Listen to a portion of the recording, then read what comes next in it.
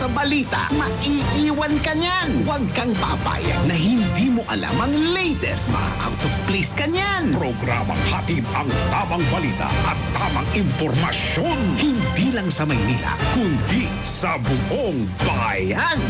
Ronda Pilipinas. Pinakabago at pinaka-updated na mga pangyayari ihahatid live.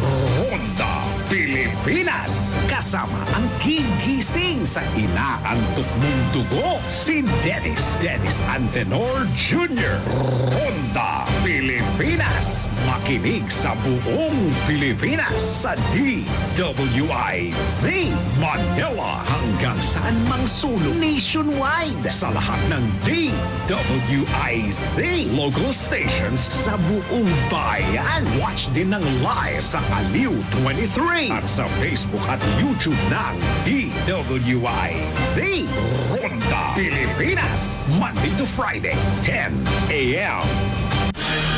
Makisali sa mainit na talakayan sa Karambola. Live na napapanood ang Karambola via DWIZ 882 Facebook page. Maaari ninyong ipadala ang inyong mga komento o opinyon sa aming mga text line 0908-136-6060 o tumawag sa aming hotline 470-1750-54. Karambola Nationwide. Nagbabalita, naglilingkod sa lahat ng Pilipino. Aliw Broadcasting Corporation. Noon hanggang ngayon, 73 taon sa dagupan. 89.3 DWIZ. Nagbabalita ng tama, naglilingkod ng tama. DWIZ. Ang balitang ito ay hatid sa inyo ng M. Luwilier. Basta kwarta padala, mag-M. Luwilier na. Lahat sigurado. Todo balita, Lunes hanggang Sabado dito sa DWIZ-FM 89.3 News Radio Dagupan.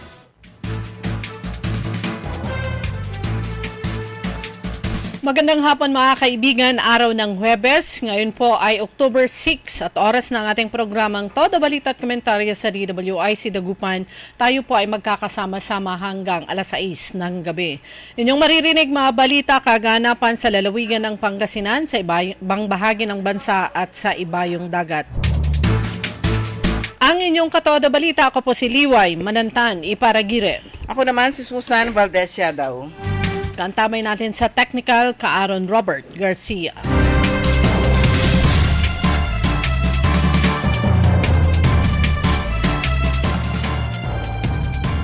Sa mga world-class na product ng 10 MSME mula Pangasinan, lalahok sa Manila Fame.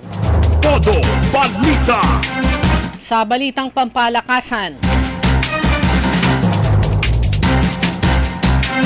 Gilas Pilipinas may tsansa sa gold sa ginaganap na Asian Games. Todo balita. At ngayon sa detalye ng ating mga balita.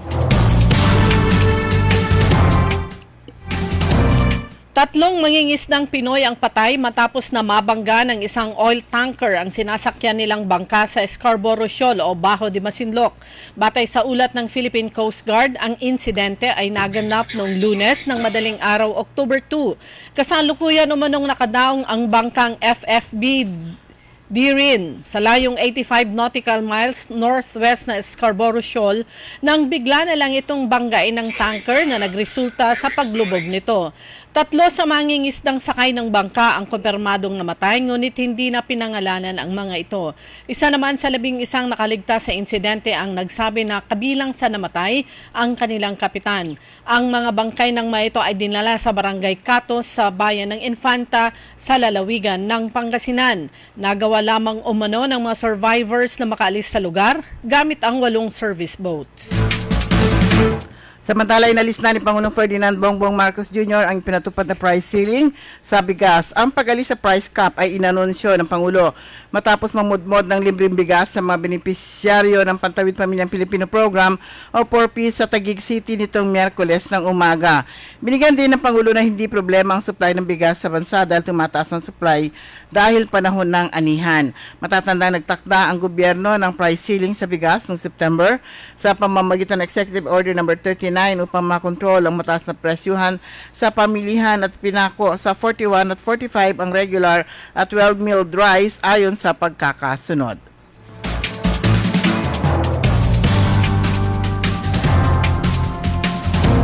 Umaaray na sa mas mataas na presyo ng pagkain ng halos buong populasyon ng Pilipinas matapos mapuna ang bigas bilang may pinakamalaking inilobo sa nakaraang quarter ayon sa pinakahuling Pulse Asia survey. Ito ang ibinahagi ng Pulse Asia na datos nitong Miyerkules matapos magkasa ang survey fieldwork mula ika-10 hanggang ika-14 ng Setyembre ngayong taon. Nearly all Filipino adults, o 95%, spent more on food in the past quarter, higher than the September 2022 figure of 89%. Ito ang bahagi ng survey. Isinapubliko ng Pulse Asia ang resulta ng pag-aaral kasabay ng 6.1% inflation rate na ibinalita ng Philippine Statistics Authority. Swak sa napuna ng Pulse Asia, pagkain ang numero 1 dahilan ng mas mabilis na pagsirit ng presyo ng bilihin ayon o wika naman ng gobyerno. Humingi ng saklolo ang United States government sa Commission on Elections o COMELEC sa money laundering case laban kay dating poll chief Andres Bautista. The U.S. government had coordinated and sought the assistance of the Commission on Elections, paglalahad ni COMELEC Chairman George Garcia sa isang programa. Bilihin at pangangailangan sa bansa ngayong taon. Ayon kay DTI Secretary Alfredo Pascual, nagkaroon ng consensus ang mga manufacturers na huwag munang magpatupad ng anumang pagtaas sa presyo ng mga pangunahing bilihin hanggang sa matapos ang taon. Paliwanag ni Pascual, merong 6 na manufacturers ang una nang humiling ng price adjustments, bunsod na rin ang pagtaas ng presyo ng raw materials, langis, sweldo at iba pa. Gayunman sa isang pulong kamakailan ay iniurong umano ng mga ito ang kanilang kahilingan. Sinabi naman ni Trade Assistant Secretary and Consumer Protection Group Officer in Charge, Mary Jean Pacheco, ang mga kumpanyang nag-urong ng apela sa taas ng presyo ay gumagawa ng mga bottled water, condiments, tinapay, asin, sardinas at mga toilet soap. Sa ating balita sa ibang dagat, pabor ang mas nakararaming mambabatas sa US na tanggalin si Representative Kevin McCarthy bilang House Speaker. Ito matapos na umabot sa 216 ang bumoto na tanggalin ito habang 210 ang kumontra. Walang kaalyadong Republican ang bumoto na patalsikin si McCarthy. Naging makasaysayan ang pagtanggal sa kanya dahil walang House Speaker ang napatalsik sa pamamagitan ng pagpasa ng resolution dahilan para magbotohan uli ang mga mambabatas para sa bagong Speaker of the House. Naghain ng motion si Florida Congressman Matt Gaetz para patalsikin si McCarthy dahil umano sa nakipagsabwatan nito sa mga Democrat para magkaroon ng government shutdown. Dumako naman tayo sa mga balitang lokal. 10 MSME group mula sa lalawigan ng Pangasinan ang sasali sa kinikilala at sikat na Manila Fame. Ito ay International Trade Fair. Ito ay kinabibilangan ng Herwin Bukat ng Bulinaw, Erastus ni Erastus Velicaria ng Santo Tomas, Ilo ni Maria Sherilyn Arriaga at Maria Sherry V. Baltasar ng Lawak, Alma ni Alma Andrea Lopez ng Posorubio. Kasama rin ang Blades ni Marvin Diso at Franklin De Vera ng Posorubio, ang Ratch ni Rowena de la Cruz ng Bayan ng Aguilar, ang Wilab ni Erlinda Medina, Macrina Villena Novelien Diso at Marilyn Estrada ng Bayan ng Binalonan. Ang Blessed Six or B6 ni Adrian Gombio, Rona Roy, Mike Kantsurat, Dangela May Sayabok, Adrian Gombio ng Bayan ng Binalunan. Ang Joy ni Jocelyn Perez ng Bayan ng Basista at ang Kawayan ni Precious Kawayan ng Bayan ng Bulinaw. Ginanap kahapon ang media launch na kung saan inimbita ang mga miyembro ng media at ang mga taga-social media. Ang nasabing aktibidad ay pinangunahan ni Ginang Arlene Gico, ina ni Governor Ramon Gico. Pinuri ng mga miyembro ng media at social media influencers ang mga produkto ng 10 micro, small and medium enterprises mula sa lalawigan. Ang media launch ay ginanap kahapon sa The Peninsula Hotel sa Makati City. Ang mga produkto kagaya ng bag na gawa sa kawayan ay itatampok sa Manila Fame na gaganapin sa World Trade Center mula October 19 hanggang October 21. Sa kaugnay na balita, iniharap sa media at mga vlogger ang 10 piling MSME mula sa Pangasinan at ang kanilang mga produkto sa ginanap na media launch sa The Manila Peninsula sa Makati City kahapon October 4. Ilan sa kanila ay taga Binalonan, Bulinaw, Basista, Aguilar at Pusurubio at ang mga produkto nila na yari sa Kawayan, Buri, Corn Husk ay tatampok sa Manila Fame na gaganapin sa World Trade Center mula October 21 hanggang October 19 hanggang October 21. Ayon kay Ginang Arlene Gico, pinili ang 10 MSME mula sa 30 aplikante base sa kanilang kapasidad at kakayahan at sa availability ng pasilidad at ng manpower at mga raw materials. Tinitignan din ang mga workforce upang makatiyak na mas magagawa nila ng sapat ang mga produkto sakali magkaroon ng maraming orders. Masayang ibinalita rin ni Ginang Gico na basihan din sa pagpili ang puso at mindset ng mga artisan at ang willingness nila na maturuan na maging world class ang kanilang mga produkto.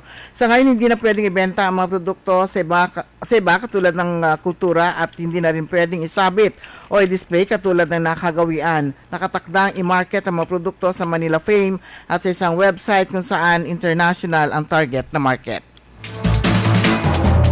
Balita naman mula sa Pangasinan PNP dito sa lungsod ng Dagupan sa liderato ni Police Colonel Brandon Palisok, hepe ng Dagupan PNP, nadakip ng mga pulis ang isang wanted person na may alias Ryan. Ito ay top 7 wanted person city level, residente ng Sitio Aling, Barangay Pantal sa lungsod. Ang paghuli sa nasabing wanted person ay sa bisa ng warrant of arrest na may petsang September 20, 2023. Ang warrant ay inilabas ng korte kaugnay sa violation ng forcible abduction violation of forcible abduction. Ang recommended bail bond nito ay 120,000 pesos. Naging successful ang nasabing operasyon ng Dagupan PNP at ito ay align naman sa mandato ni Police Colonel Jeff Fanged, ang Provincial Director ng Pangasinan PNP, na paigtingin ang kampanya laban sa mga wanted persons dito sa lalawigan ng Pangasinan. Sa siyudad ng Alaminos, kinilala ng Philippine Marine Mammal Stranding Network Incorporated o PMMNSN ang pamahalang lungsod ng Alaminos sa ilalim ng pamumuno ni Mayor Arls Brian Celeste bilang isa sa mga outstanding LGUs for implementing the best stranding marine mammal response program sa buong bansa sa sinagawang 10th National Symposium at Awards Night sa Subic Bay, Freeport, Olongapo. Ronaldo Abara, may tingnan na ipapatupad ng pamahalang lungsod ang mga inisyatibo at hakbangin para sa maagap na pagsagip at pangangalaga sa mga dolphins at iba pang na-stranded na marine mammals sa dalampasigan ng lungsod at sa Hundred Islands National Park at maging maayos na koordinasyon sa PMMSN at BFAR para sa pagsasagawa ng karagdagang awareness campaign hinggil sa kahalagahan ng marine mammals at ng emergency first response sa oras na mayroong ma-stranded na marine mammals. Sa lungsod ng San Carlos, bahagyang isasara ng lokal na pamahalaan ang kaliwang bahagi ng Palarisi Street mula harapan ng City Plaza hanggang sa harapan ng St. Therese. Ito ay upang magbigay daan sa pagsasaayos ng kakalsadahan ng Palarisi Street at ang drainage system nito. Bilang tugon sa inaasang pagbigat ng daloy ng trapiko ay magpapatupad ng traffic rerouting scheme ang lokal na pamahalaan. Itatalaga ang kahabaan ng Malong Street hanggang Bonifacio Street sa San Carlos, ganoon din sa Gomez bilang temporary access roads para sa mga motoristang magmumula sa mga kalapit bayan na nagbabalak pumunta sa mga bayan ng Orbistondo, mga Tarem at Aguilar. Epektibo ang implementasyon ng ordinansa kaugnay nito sa mag-uumpisa sa October 10 o sa araw ng Martes. Sa bayan ng Mangaldan, sa Anipwersang Marangkada ngayong Huwebes, October 5, sa Barangay Anulit Elementary School ang iba't ibang local at national agencies sa Mangaldan, Pangasinan para sa muling paglulunsad ng programang Bantay Barangay na pinasimulan ni Mayor Bonafe. Umabot sa halos 300 na residente ng Barangay Anulit ang nabinipisyohan ng programa Bantay Barangay ng lokal na pamahalaan ng Mangaldan, katuwang ang Municipal Health Office, Office of the Administrator, Public Employment Service Office, Mangaldan Municipal Civil Register Office, Municipal MSWDO, MAU o Mayor's Office, Business Permit and Licensing Section, Real Property Tax at iba pa. Tampok sa Bantay Barangay ang libreng serbisyo gaya ng anti-rabies, animal vaccination, legal consultation, flu vaccination, health promotion, oral health promotion, mobile birth registration, help desk and information, at marami pang iba. Dumako naman tayo sa mga balitang pampalakasan. Sa ginaganap na 19th Asian Games sa China, sino ang mag-aakalang makakabalik pa ang Gilas Pilipinas basketball team mula sa isang 21-point deficit laban sa isang bigating Chinese team? Nagpasabog si naturalized guard Justin Brownlee ng 33 points, tampok ang 7 3-point shots para tulungan ang Nationals sa 77-76 come-from-behind win laban sa China. Lalabanan ng tropa ni Coach Tim Cone ang Jordan, ito yung sunod nilang laban, na tinalo naman ang Chinese Taipei sa score na 90-71 sa semifinals sa isang rematch para sa Asian Gold bukas alas 8 ng gabi. Samantala, inilabas naman ni Tokyo Olympics bronze medalist Yumir Marshall ang buong persa nito upang makahirit ng silya sa finals ng 19th Asian Games, kalakip ang otomatikong ticket sa 2024 Paris Olympics. Sumayin niyo ang kabuuan ng ating newscast sa ating Todo Balita sa hapon. Kami po ang mga tagapagbalita. Ako po, si Susan Valdez Yadaw. Ako naman si Liway Manantan, Iparagiri. Ang oras po natin, alas 5:17 ng hapon. DWIZ. Ang balitang ito ay inihatid sa inyo ng M. Luwilier. Basta kwarta padala, mag M. Luwilier na. Lahat sigurado. Huwag papayag na wala kang alam sa balita. Maiiwan ka niyan. Huwag kang papayag na hindi mo alam ang latest. Ma-out of place ka niyan. Programang hatid ang tamang balita at tamang impormasyon. Hindi lang sa Maynila, kundi sa buong bayan. Ronda Pilipinas. Pinakabago at pinaka-updated na mga pangyayari. Ihahatid live. Ronda Pilipinas. Kasama ang gigising sa inaantok mong dugo, si Dennis Antenor Jr. Ronda Pilipinas. Makinig sa buong Pilipinas sa DWIZ Manila hanggang saan mang sulong nationwide sa lahat ng DWIZ local stations sa buong bayan. Watch din ng live sa Aliw 23 at sa Facebook at YouTube ng DWIZ Ronda Pilipinas, Monday to Friday, 10 a.m.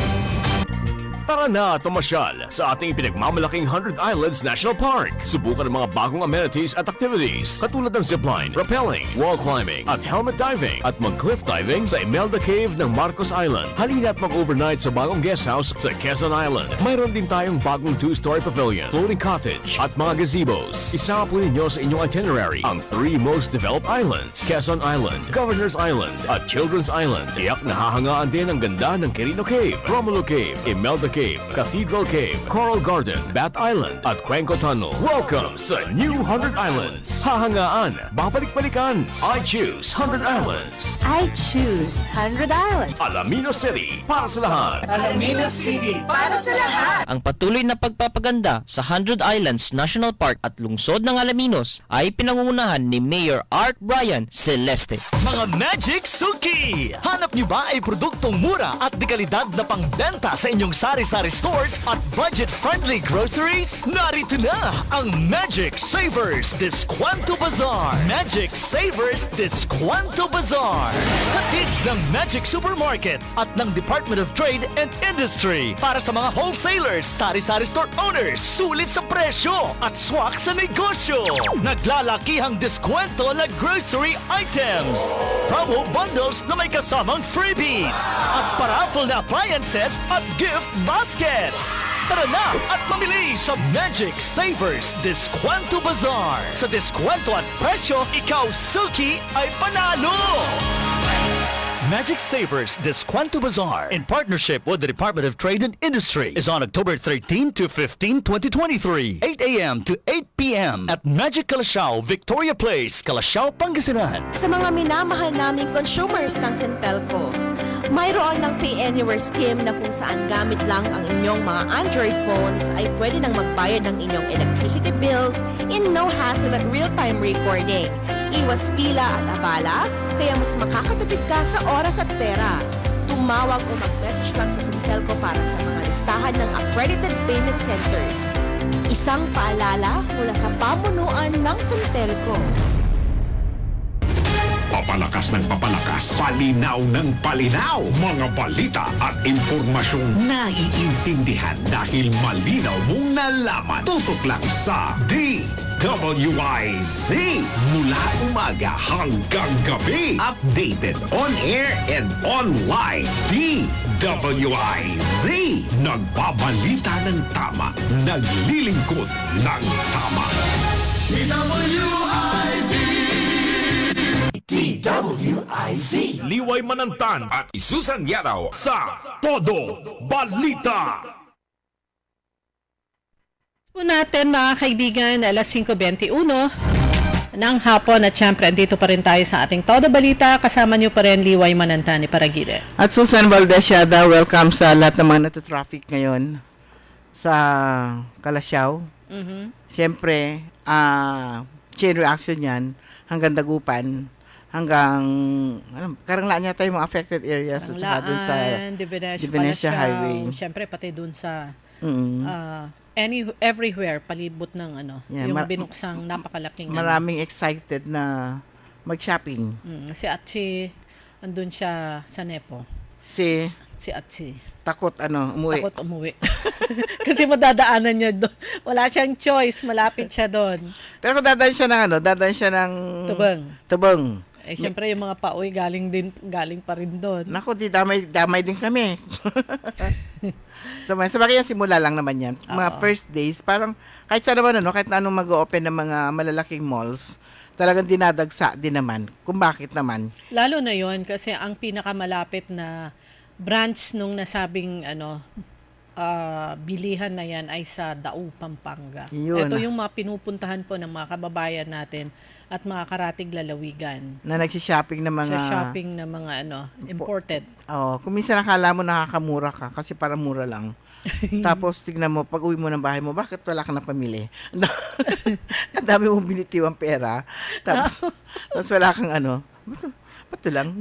Parang ganun. Yung kumbaga, mag-shopping ka, ang budget mo 10,000. Uuwi ka parang kakapinagot lang dala mo. Puro noodles. Ako hindi, puro juice. Hindi ko makalimutan talaga yun. Ako naman, kahit pa paano, nakabili ako ng non-stick kawali. Tapos set ng plato. Na ngayon, nakabili ka na ng maraming non-stick na kawali. Na sa online. Pero yun yung ilan sa mga nabili natin at maraming salamat sa sponsor noon. Ayan. Pero ngayon, lumapit na, andito na sa Pangasinan. So, yung mga gustong-gustong bumili na doon, dalawa lang po yan pagpipilian nyo. Sumugod po kayo ngayon sa mga susunod na araw And tiisin nyo yung ilang oras na pila. Yung kaibigan natin, 3 oras daw bago sila nakalabas. O kaya, antayin yung medyo kumalma ng konti. Yan, para less ang traffic. Mamayang gabi. Sarado na sila. Less ang haba ng pila. Tapos magde-December pa pala. No? Ayo, nako. Talagang buti na lang dun siya. Sana dun na lang Santa Barbara para medyo malayo-layo ng konti. Para, di ba, pag mamimili ka naman medyo malayo yung pupuntahan mo. Masyado malapit. Total naipon eh. Nag-boom naman nag-boom ang Kalasyaw. Yan yung kaigihan kasi marami pang open spaces ang bayan ng Kalasyaw, bayan ng Santa Barbara, Mangaldan. At itinuturing yung mga places na yan na paglilipatan ng mga nagtatampo. Narinig natin hindi lang dagupan ng hindi lang dagupan ng lugar. Eto na, biglang nasingit tayo. Businesses ang pinag-uusapan natin. Yun yung may mga negosyo na sa mga affected na mga areas na dito nga po sa ginagawa elevation ng mga drainage system at saka ng kalsada sa Central Business District. Ayan, mga businesses ang apektado. Yung iba, ang decision nila, magsasara na lang. Ayaw nila sumakit ng ulo, lalong-lalo na yung mga maraming mga branches. Oo, lipat na lang sila. Tapos isa lang yun sa mga branches na maapektuhan. Ang sagot nila, sara na lang nila. Ayan, yung mga maraming branches. O kaya, kung nagre-rent din lang, yung mas madali ang desisyon na lumipat na lang. Doon sa mga nagre-rent naman na wala silang lilipatan at limitado ang kapital, magsasara na lang. Yung iba kaya pang lumipat. Hindi lang po yung mga, pinag-uusapan po namin yung mga napakaraming mga negosyo at negosyanteng na aapektuhan na dito sa pagtataas ng kalsada. Una dito sa may AB Fernandez. Itong stretch po ng Arellano. Inumpisahan na rin ang traffic area hanggang AB Fernandez. At inuumpisahan na rin ang bahagi ng Perez Boulevard. Dito po sa lampas ng mga terminal. Yun ang nakakapagtaka dyan sa Perez Boulevard kasi hindi naman yan gaano nababaha. Ang nababaha dyan sa Perez Boulevard, itong area ng malapit sa may China Bank. Mm-hmm. Pero yung after ng tulay, wala namang hindi naman. Ang baha, hindi nababaha doon sa area na yun Pag mataas talaga ang baha, dito sa MH Del Pilar, part ng Perez, mula junction, usually hanggang tapat lang ng Victory. Lampas noon, pataas na yun hanggang tulay. So yun, talagang pinag-uusapan po ang nangyayari dito sa lungsod ng Dagupan. Hindi lang natin na taga-Dagupan nakatira at may mga negosyo o kaya may trabaho sa Dagupan, kundi ganun din yung mga taga-ibang lugar. Talk of Baloy. Talk of the town sa Dagupan. At binabantayan, tinitignan yung mga ganap at kung ano yung mga updates. So, yun pa yung realidad. Tapos, hindi ko na malayan kanina kasi nasa isang mall ako. Umulan pala ng malakas. Pero, nung paglabas ko, medyo humupa na. Pero mamaya, alamin po natin ang update mula sa Pag-asa Dagupan patungkol kay Typhoon Jenny at sa labas ay may nabubuo na naman. Nasa labas po ng Philippine Area of Responsibility. Tandaan lang po natin na panahon pa rin ng tag-ulan, technically. Yung ulan, parang siya, intermittent, pabugso-bugso. Pero ngayon madilim. Ayan, kung paalis na, si Ining mabait, si Jenny naramdaman na at paalis na naman, meron na naman pabalik. Pero at least, okay lang sila, parang mabait naman sila. Sana ganun lang. Hindi lang sila, wag sila gaano magparamdam. Okay, kanina, ayan, ready na daw. Pwede na. Sino?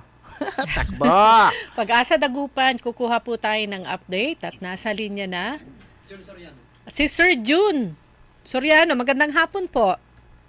Yes, Ma'am Susan, Ma'am Liway, magandang hapon din po. Kumusta po ang lagay ng panahon? Yes, Ma'am, yung update natin muna higit sa bagyong si Jenny. Ang bagyong si Jenny ay patuloy na humihina at ito ngayon ay nasa labas na ng ating Philippine Area Responsibility.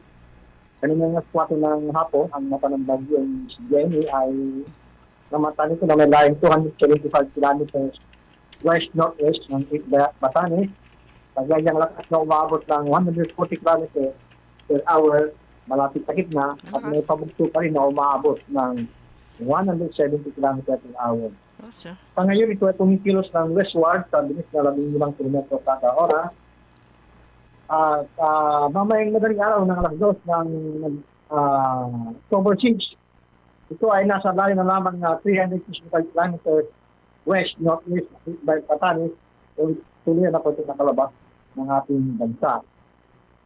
Sa ngayon, naroon pa rin tayong babala na nakataas. Tropical Cyclone Warning Signal number 2 ay nandiyan pa rin sa northern portion ng Batanes. At ang Tropical Cyclone Warning Signal number 1 naman ay sa nalalabing bahagi ng Batanes, Nabuyan Island, northern portion ng Apayao at northwestern ng Cagayan.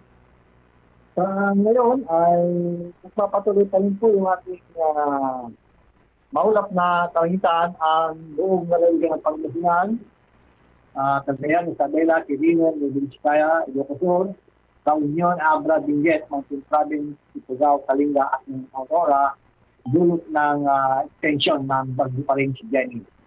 At ang ating baybayin dagat naman ay katamtaman hanggang sa napakaalon. So, yan muna ang benefit sa Sir Jun, Sir Jun, palis na po mamayang mga alas 2, wala na po, pero may papasok pa ba na panibago? Sa ngayon, wala pa rin naman tayo nakikinaan naman sa manong panahon. So, naglang po na nga itong kaninang umaga itong si Robin Jenny at nakalabas na ito ng ating bansa at bukas ay nasa layo na lang ito na 365 kalurang wala ng kalurang Bataan. Ayan, so inaasahan po natin ang maliwalas na panahon bukas. Anyan pa rin po yung ating habagat na magpapaulat. Anyan pa rin. Karanas pa rin tayo ng mga pagdalang. Okay, maraming salamat po, Sir Jun. Yes, ma'am. Magandang hapon din. Maraming salamat at magandang hapon din kay Sir Jun Soriano at mga kasama nila dito sa Pag-asa Dagupan. So, Akala ko maliwalas na bukas. Nandyan pa rin si Habagat at saka, ay nako, wag nang pumasok sana yung yung nakikita sa labas. Pero si Jenny, sandali lang si Jenny, no? Lumabas na siya. Pagbati pa rin po natin sa lahat po ng mga guro, sa lahat ng miyembro ng Department of Education na Happy Teachers Month at nagkaroon po yung syempre buong buwan ng Setyembre at may mga culminating activities, may mga awards sa regional level, sa national level. At ang pinaka-highlight ay yung Gawad Lang ang awarding program na for regional level ginanap po sa La Union Convention Center. Siyempre sa listahan, meron po tayong mga nakitang mga awardees mula sa iba't ibang schools divisions din ng Pangasinan. Ayan, nako, ang sarap maging teacher ang kapag yung Teacher's Day, no? Marami kang dalang mga flowers. Oo, pag Teacher's Day talagang chocolates. Yung iba, yung mga ibang bata, talagang pinaghahandaan. Sila ay nag-iipon ng pambili ng gamit para sa teacher o di kaya hihingi kay nanay. Oo, yung iba naman si nanay mismo nagbibigay. Oo, pero yung mga nakaraang taon, meron po tayong mga nakita na feature sa Facebook o sa mga balita na may mga estudyante na nagdadala ng pagkain. Meron yung isa, teacher, pasensya na po, wala akong mairegalo sa inyo. Ang dala niya manok. Live na manok. parang yung mga doktor sa no? Doktor sa baryo. Pinaka-latest ngayong taon na nakita naman po natin, yung bata, nung nakita daw ni teacher yung estudyante niyang papasok, nangiti na siya. Hindi ba yung tinitingnan mo kahapon yung bit-bit? Estudyanteng ang pinili na kurso ay education. Ayan. Happy teachers sa mga second mothers ng ating mga anak. Oras po natin mga kaibigan, ganap na alas 5:33. Babalik po kagad tayo pagkatapos po lamang na ilang paalala. DWIZ. Huwag papayag na wala kang alam sa balita. Maiiwan ka niyan. Huwag kang papayag na hindi mo alam ang latest. Ma-out of place ka niyan. Programang hatid ang tamang balita at tamang impormasyon. Hindi lang sa Maynila, Kundi sa buong bayan. Ronda Pilipinas. pinakabago at pinaka-updated na mga pangyayari. Ihahatid live. Ronda Pilipinas. Kasama ang gigising sa inaantok mong dugo, si Dennis Antenor Jr. Ronda Pilipinas. Makinig sa buong Pilipinas sa DWIZ Manila hanggang saan mang sulong nationwide sa lahat ng DWIZ local stations sa buong bayan. Watch din ng live sa Aliw 23 at sa Facebook at YouTube ng DWIZ Ronda Pilipinas. Monday to Friday, 10 a.m. Gumugunita kay Jesus sa araw-araw kasama ang MX3. MX3, tunay, natural at original. Makisali sa mainit na talakayan sa Karambola. Live na napapanood ang Karambola via DWIZ 882 Facebook page. Maaari ninyong ipadala ang inyong mga komento o opinion sa aming mga text line 0908-136-6060 o tumawag sa aming hotline 470-1750-54. Karambola! Papalakas ng papalakas, palinaw ng palinaw. Mga balita at impormasyong naiintindihan dahil malinaw mong nalaman. Tutok lang sa DWIZ. Mula umaga hanggang gabi. Updated on air and online. DWIZ. Nagbabalita ng tama. Naglilingkod ng tama. DWIZ. Liway Manantan at Isusan Yadaw. sa Todo Balita. Oras na po natin, alas 5:37 po ng hapon. Yes, binabati muna natin ng congratulations si ang Rotary Club of Rotary Club of Rotary Club of Metro Malasiki. Nabuo ko din. Kung saan ang president ay si Rodito Austria, ngayon yung kanilang induction, mamaya alas 6. Naging president yan si Dr. Ana. Siguro, kasi alam niyo Baka siya yung outgoing. Pwede. Kasi sa Yung ginanap yung kanilang induction sa Kabalayan Cove. sa Kabalayan Cove. Ayan, doon din yung induction nila ngayon. Pero matagal na siyang naging president si Dr. Ana. Mm-mm. Matagal na siyang past president ng RC Metro Malasiki. Ayan, magandang hapon kay Sis Marites Ramos at binabati rin niya yung mga teachers. Ito kasi nag-serve na PTA president din sa Pascuala Elementary School dun sa kanilang barangay, Bacayao Norte. At syempre kasama ko sa City High. Sabi niya, alas 9 hanggang alas 12, nakapila na sila. Nakauwi sila alas 3. So, anyway, nag-enjoy naman. Siguro pila. Alas 9, pila. Hanggang sa papasok, hanggang sa pag-ikot siguro. Natapos sila alas 3. Bali, masaya sila. Marami sila nabili. Pasabay na lang sa'yo kasi ayaw ko na mag-renew ng aking Marami na mabibili yung 700 Kasi 700 yung renewal. Makakabili na yun na magdagdag na lang ako ng konti. Isang timbang isang timbang sabon. Panlaba. Ako nagpabili ako ng may nakita akong buy one take one kwanto. Liquid soap ba yun? Pinabili ko. Pag nakita na naman ni Mr. Y yun, ganito lalaman sa atin. Ay nako, so yan po, that's good for siyempre ekonomiya, for the local government. Chain reaction din po yan, hindi lang po yung problema sa traffic, kundi ganun din, kikita mga tricycle, wag ko kayong matutong overcharging na rin sila doon, no? Kalasyaw. Tricycle. Na naman sila? Fiesta. Oo. Sana bigyan pansin ng LGU Kalasyaw. Ayan. Pero karamihan sa mga mamimili dyan, may mga sasakyan kasi marami silang bibilhin. Siyempre, kulang may luganan at pangalsaan da. Ay panginanday kinda. Panginanday lako da. Kapag ka naman kasi, yung konti lang bibilhin mo, usyoso na lang yun. Makakapasok. Makakapasok lang. Hindi para, at parang hindi ka naman tanga na, kung ano itsura ng SNR sa dyan, dito sa atin. Tayo pupunta tayo dyan bandang, Bandang malapit ng Naku po, hindi. Disyembre, kapag ka tinawag na Hindi. tayo. Pag malapit ng Disyembre, pareho din. Hindi. Sa ano na lang, November? Hindi mo tatanggihan yan eh. Kaya maraming tao, kaya traffic yan, wala kang pake. Ano yan, positivity, no? Positivity. Pag tinawag ka, you're one of the chosen people. Tara na. Kanto, di, tara. Kanto. Ayun ay.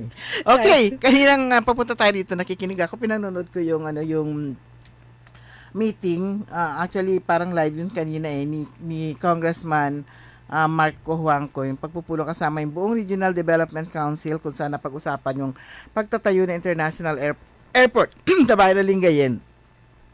At yung kinukonsiderang salik para tuluyan na daw na maisagawa yung schedule para sa investment ng South Korea. Meron palang investor yata. Yung sinasabi niya kasi yung na-open ko, sabi niya nagpadala ng letter si governor at approve na nga yung airport sa Bulinaw. I'm for that, sabi niya. Meron ding international airport sa Alaminos. Sinabi niya kung ilan ang distance nun. I'm also for that. Kwanto. Pero yung nakita raw yun nila, nagbigay siya ng presentation. Ganda yung presentation niya, mabilis yung pagpapaliwanag niya. Yung distance ng Manila International Airport sa Clark, medyo maliit lang yung distance. Oo, tapos may pinapatayo pang Bulacan. Tapos nga yung nagkaka-traffic na nga ngayon sa Manila Airport, di ba? Kung minsan pagdating mo, ilang oras bago ka makababa, 2 oras ka pa sa taas bago ka makababa. Ikot-ikot lang yung mga aeroplano. So yung parang distance niya, so dapat sabi niya yung parang alternative airport other than Manila International Airport, sana yung not too near but not too far. So sabi niya, nakita niya yung Pangasinan at yung Lingayen, yung pinopropose niya na the best alternative. Meron siyang, yun daw sa Alaminos kasi is parang 2 hectares lang. Yung dito sa Lingayen is 4 hectares. Ewan ko saan yun. Siguro yun doon na rin sa site na kasi yun naman yung maluwang. Kasi ang problema nila yung sa kasalukuyang location ng airport, ang dami nang nakapalibot na ano. Pero merong area doon na hahaba lang siya ng konti.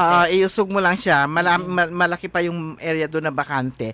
So, meron daw endorsement na ang Sangguniang Panlalawigan tungkol doon.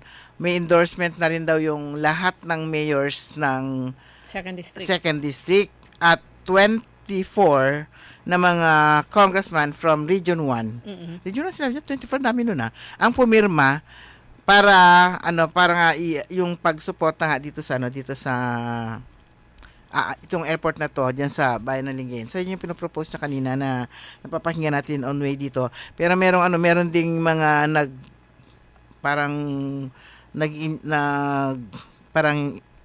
nag-react dun sa sinasabi niya na diyan sa Bulinaw, meron daw fault line. Pero mabilis naman yung talaga to si Congressman, believe ka rito, talaga well-researched, well-informed, at well-versed sa lahat ng dinidiscuss niya. So, sabi niya, meron daw kasing fault line. So, sabi nga, yung fault line is, may sagot na rin siya doon, yung fault line hanggat hindi mo yan, meron siya sinasabi na term di ko na maalala. Basta hindi mo yan, kumbaga sa wag mo tinunyog, wag mo diliwit. Wag mo gisingin. Parang gano'n na yung term niya. Hindi naman parang hindi siya problem. May pag-aaral na daw at meron na rin daw parang recommendation din ng FIBOX tungkol dito. At yun nga, kung sakali man daw kung sakali man daw ang isang structure, ilagay mo sa may fault line, ang mangyayari mapupunit lang si structure. Parang ganun lang. Pero hindi raw yung issue. At yung congressman naman ng San Fernando, rin siya, nagbigay din ng reaction niya na yung kasi sabi nga yung airport sa San Fernando is parang hindi naman siya pwedeng pang international. Hindi siya pwede. Oo, hindi siya pwedeng pang international. More on cargo. So, ang sinabi naman, nagbigay siya ng update. Ito pa lang, ngayon si President, Marcos na, may mga improvement na ginawa doon sa doon sa La Union. So marami na nagpunta na rin daw doon yung mga ilang mga airlines companies na nagka-courtesy call para naman dito sa San Fernando, La Union. At yun nga yung ewan ko bakit paano napunta dito sa tungkol sa nuclear. Meron pang isa yun. Sa San Fernando, La Union din si Congresswoman Ortega yata, na itong kanyang nuclear naman ang pinag-usapan. Although we are for clean energy, pero alam naman natin na ganito dito sa Japan, sabi niya gano'n, nagsabi siya ng figure, tapos ito na lang existing. Hindi po, 50 po lahat yan, at ang existing ay ganito. Mabilis ang mag-correct doon sa mga binibigay nilang, So, kumbaga, kompleto siya ng data. binibigay nilang mga data. So, ang sabi niya, kasi medyo parang off sila doon sa nuclear power plant, although meron ang kasing programa na ginawa nila, yung mga stand up for nuclear, kahapon din to. Ay ngayon araw nito actually. At yun nga, sabi niya, I will be very glad kung you will mag-host ka ng parang symposium para tungkol dyan sa nuclear power plant, nuclear energy. Sabi niya na mag-host sila and I will be very willing, sabi niya na magpaliwanag, sabi niya sa isang symposium tungkol dito sa nuclear plant. So yun, sabi niya, we welcome that. Hindi naman kami tutol, pero yun nga, isipin daw natin yung mga generation ng mga pangatlo, pang-apat na henerasyon ng mga darating kung yung nuclear power ang i-insist. At meron pa na iba na nagsabi na willing din na mag-host sa kanya para dito sa kanyang nuclear power na isinusulong. So yun yung part lang na pababa na ako. Ang ganda lang narinig ko. Pero very ang linaw ng kanyang presentation doon sa isinagawang regional committee hearing ba yun? Yung pinapanood ko kanina. Regional meeting. Hindi siya regional, yung Regional Development Council. Yan, kung saan napag-usapan nga yung pagpapatayo meeting ng Regional RD. Regional Development Council, RDC. RDC. Mm-hmm. So, yun. At yung yung pala is South Korea ang merong mga Yun yung marami. South Korea ang parang mag-invest yata dun dito sa Lingayen. So, may mga proposal ang Korea kung ano yung mga dapat gawin na mga solusyon para para maisulong itong pagpapatayo ng international airport sa bayan ng Lingayen. Lalong-lalo na kung matatapos yung PhilEx, di ba? Mag-start na rin siya. Mas lalong tama-tama bibilis. Lingayen, tama-tama. Actually, yung South Korea, nung una pa mang ipresent yan ni Congressman Marco Huangco, ay South Korea na po ang sinasabing may napakarami niyang mga nuclear plants. Ganun din sa ibang bansa. At Japan yung may pinakamarami. Oo. Kaya lang, sabi nga nila, meron daw maraming mga nuclear power plants sa Japan na i-snap down na nila. So, nakita nila na merong may mga fault lines. Pero nuclear naman yun kasi. Nuclear power plant naman yung mga yun. At yun nga, kanina nga, sabi ko nga, ang linaw niya talagang mag-explain. At talagang kapag meron siyang mga proyekto, kahit na negative ang dating sa ibang tao, talagang ipupus pa rin niya, talagang papaliwanag niya hanggang sa maliwanagan ka kung ano talaga yung kung ano yung magiging epekto nga nitong pagkakaroon ng nuclear power plant. Siguro wag nang gamitin yung sa Bataan na lang kung sakali. Kumuha na lang sila ng iba. Yung Bataan, matanda na rin kasi. Kaya nga, alam naman. Siyempre, kahit sa building, di ba, yung depreciation nito. Huwag na sa building, sa tao. Sa building. Pero yun, isa kasi yun sa nilalaban niya. Kaya lang sinasabi, okay, kung po pwede yung nuclear power plant, ang isang question ngayon doon, yung structure, kasi very, very old na rin. Nalipasan na siya ng panahon. Kaya nga sana, na lang niya yun, i-forgo na lang niya yun. Huwag na. O kung pwede siguro isang panibago. Kaya lang, siyempre, malaking pera naman yan. Sana kung noon pa, sana nasimula na niya to nung hindi pa siya gano'n. Kaedad nito ni di ba Marcos? Ilang taon na ba yung ilang taon na bang may 40 years na ba siya? itong nuclear power plant. So, gano'n na siya katagal. Kaya yun yung hesitant yung iba, lalong-lalo na yung mga taga roon, na ituloy yun. Dahil nga, kung sakaling magkaroon ng depekto, sila yung unang-unang mga maaapektuhan. Pero siguro maganda rin siguro makapag-forum din dito sa atin si Congressman Mark. Pero mga kaibigan, bilis na oras natin na, alas 5:50 na. DWIZ.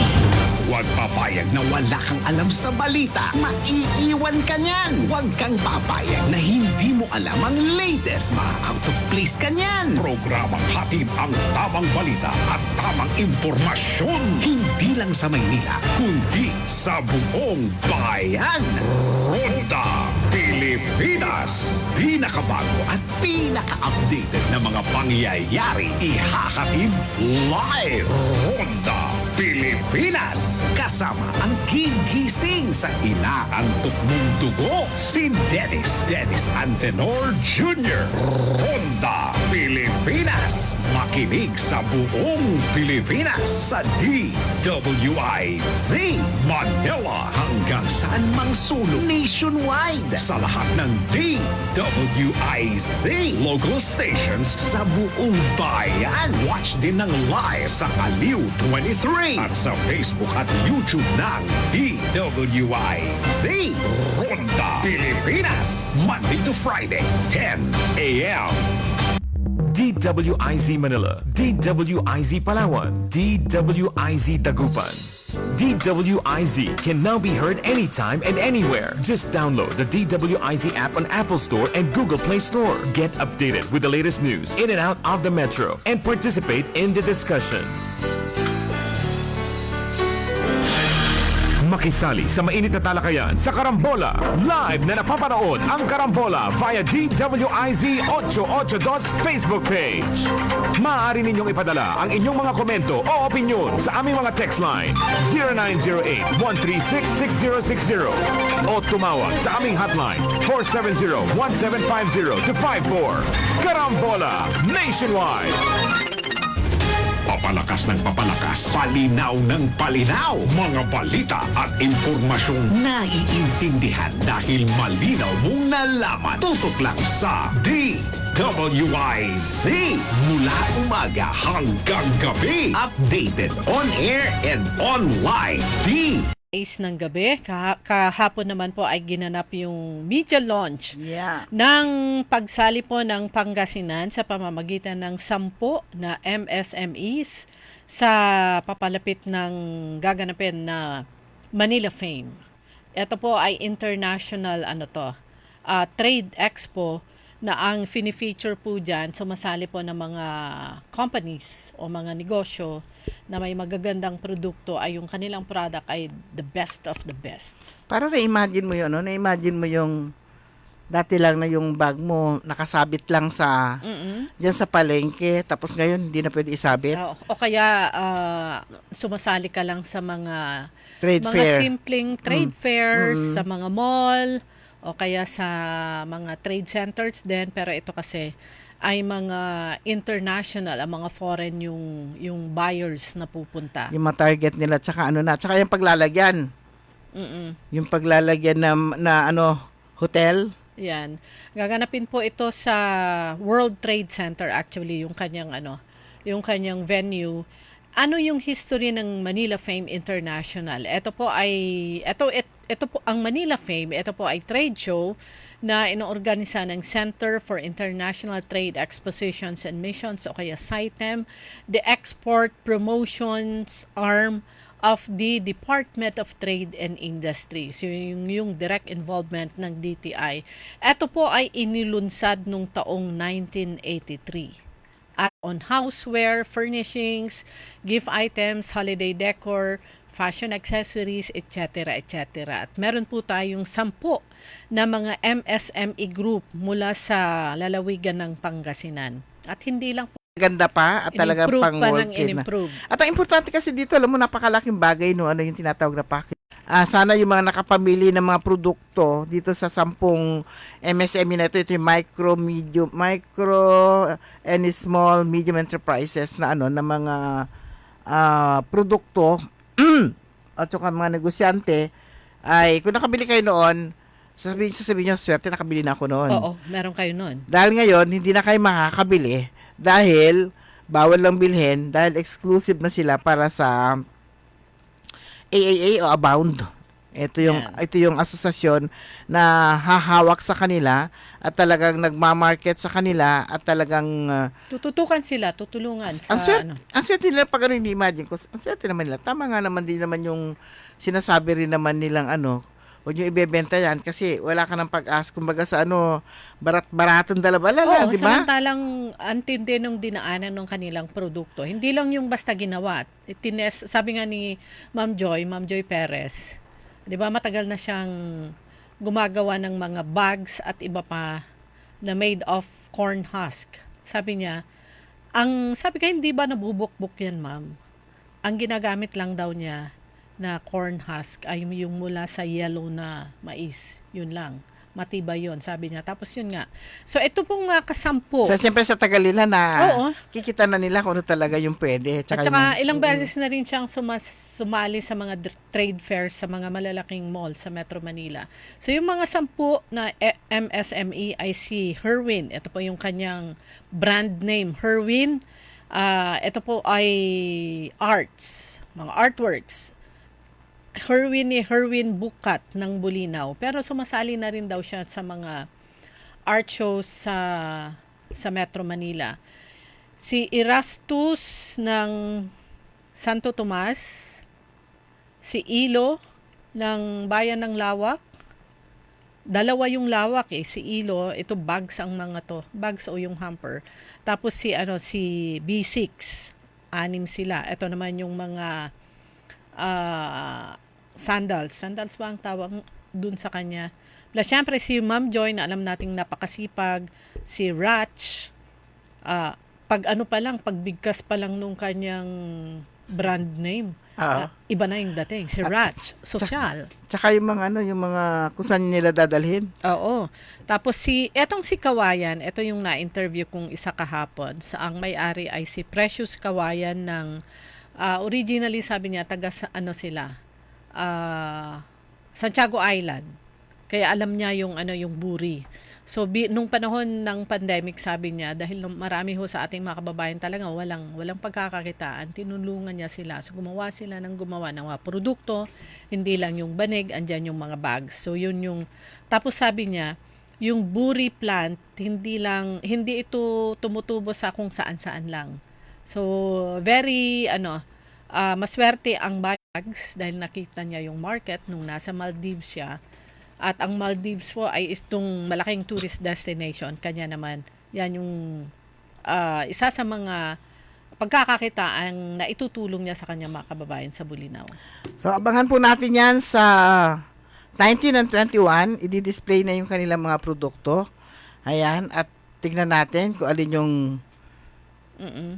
yung makaka-attract sa sa tingin ng mga international buyers na target nga. Actually, lahat naman, hindi lang international, kundi lahat na may kayang bumili yon. Yung mga produktong yun, yung mga gustong-gusto talaga ng mga foreigners, di ba? Mga foreigners at saka syempre nung mga mayayaman. Yan, meron yung mga oversized na bags. Meron nga yung mga nagpupunta sila rito, talagang pupunta sila doon pupunta ng Bulinaw, kung saan-saan, para mamili ng mga ganung produkto, dinadala abroad. Ayan. So, kung pwede na siyang mabili yun nga sabi nga ni Governor yung chance na magkaroon ng livelihood at saka trabaho para sa kanyang mga kababayan at saka in return yung taxes na ibabayad nitong mga to kapag lumago na yung kanilang mga negosyo.